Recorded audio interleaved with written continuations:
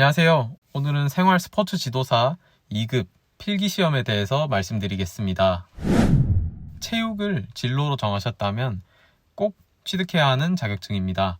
보디빌딩, 태권도, 골프, 복싱 등등 많은 종목이 해당되며 모두 필기시험은 같은 시험을 치게 되고 구술, 실기시험부터는 각자 종목에 맞는 시험을 치르게 됩니다. 국민체육진흥법에 따라 체육시설업마다 생활스포츠 지도사 자격증을 가진 사람이 배치되어 있어야 합니다. 그래서 헬스장이나 수영장, 태권도 등 체육시설업에 종사할 분들께서는 꼭 취득해야 하는 자격증입니다. 시험은 총 7개 과목이 있고 그중 5과목을 응시하게 됩니다. 성향상 과학을 어려워하시는 분들이 보통 역학과 생리학 2가지를 제외하고 암기를 싫어하시는 분들이 체육사를 제외하게 됩니다. 시험은 40점 꽈락을 하지 않고 평균 60점을 넘기면 합격입니다. 즉, 한 과목이라도 40점 아래인 과목이 있으면 불합격이며 40점을 모두 넘기더라도 평균이 60점이 되지 못하면 불합격입니다.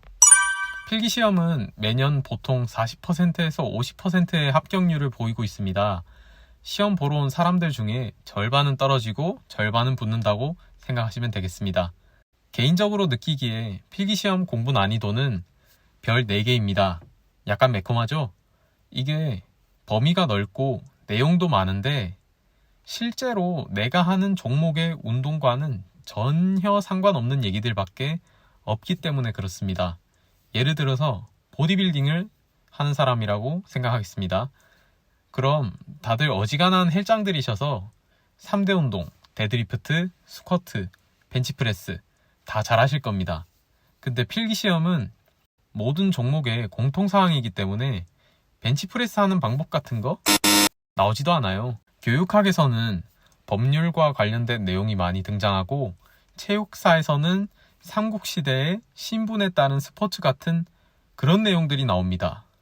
내용에 이해와 암기가 필요하면서도 원치 않는 공부를 해야 하기 때문에 난이도를 4점으로 드렸습니다. 하지만 여러분 걱정하지 마십시오. 열심히 공부해서 떨어질 만한 자격증은 아닙니다. 준비기간은 4주로 잡았습니다. 보통 1, 2주 정도면 합격한다는 자극적인 내용들이 많은데 1, 2주 만에 벼락치기 하면서 마음 졸이지 마시고 일찍 시작하는 것을 추천드립니다. 왜냐하면 공부할 내용이 실전적인 것들보다는 이론적인 내용이 많으며 그 양이 절대 작지 않습니다. 평소에 공부를 안 하시다가 펜 잡으시는 분들도 계시잖아요. 미리 준비하는 걸 추천드립니다. 최근 에듀윌 교재를 사용했습니다. 특별한 이유가 있는 건 아니고 가장 보편적인 교재여서 선택했습니다. 시중에 웬만큼 유명한 교재는 어떤 걸 선택하셔도 다 괜찮습니다. 그냥 유명한 교재 아무거나 하나 집어서 열심히 공부하면 그걸로 충분합니다. 쓰다 보니 에듀윌 교재가 좋다고 느꼈는데 한 과목 내내 우리가 풀 집중하기는 어렵잖아요. 근데 과목 내에서 어떤 부분이 많이 출제되었는지 퍼센테이지가 나옵니다. 그래서 퍼센테이지가 많은 부분을 힘줘서 읽고 비중이 적은 부분은 그렇구나 하면서 이해만 하면서 넘어갔습니다. 수험표, 신분증, 컴퓨터용 수성 사인펜, 아날로그 손목시계, 수정용 테이프 이렇게 챙기시면 되겠습니다.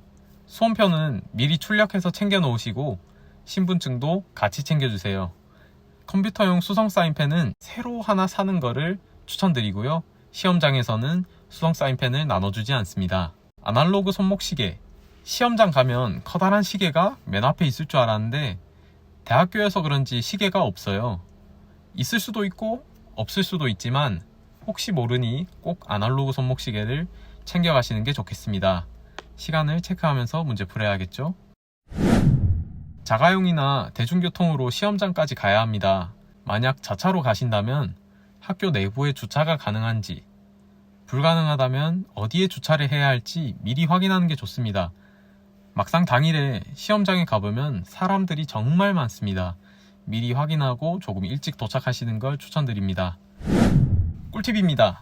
첫 번째, 내용을 최대한 자주 보는 걸 추천드립니다.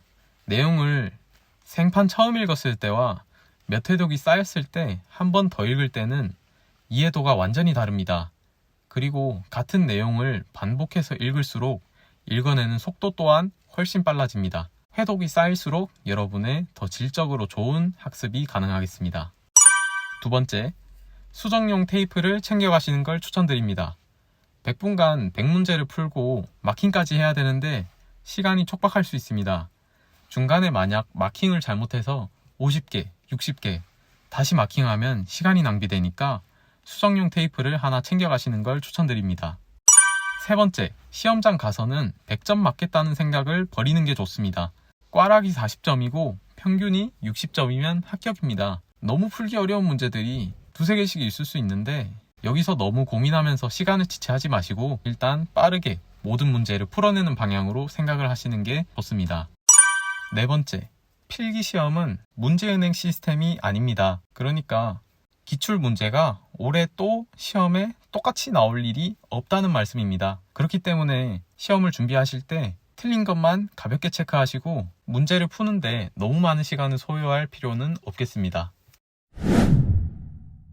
여기서부터는 지극히 개인적인 내용입니다. 솔직히 필기시험을 치는 과정이 쉽지 않았습니다. 하루 9시간을 일하고 2시간씩 개인 운동하고 개인적인 일들도 헤쳐나가는 게 여간 어려운 일이 아니더라고요. 보통 평일에는 한두 시간밖에 공부를 못하고 주말에 좀 많이 하려고 노력했습니다. 막판에 되니까 긴장돼서 밑줄 친 부분을 녹음해서 차로 이동하거나 산책할 때, 유산소 할 때 많이 들었습니다.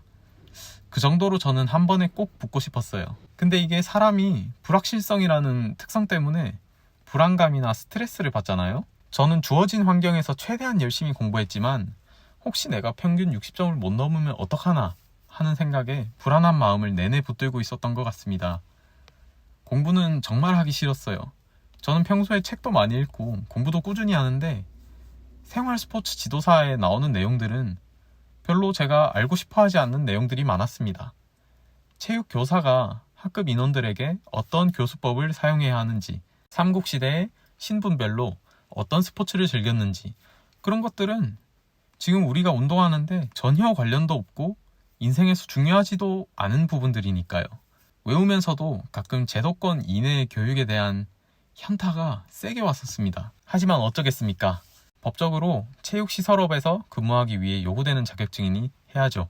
심지어는 이 자격증을 트레이너 최소한의 소양이다 라고 하시는 분들도 많습니다. 어거지로 해낸다. 이게 이번 시험의 모토였습니다. 좋든 싫든 그냥 꾸역꾸역 우리네 인생이 꼭 원하는 걸 하면서 살 수는 없지 않겠습니까? 필기시험 준비하시는 모든 분들 어떤 상황에 계시든 최선을 다해서 꼭 합격하시길 바라겠습니다. 감사합니다.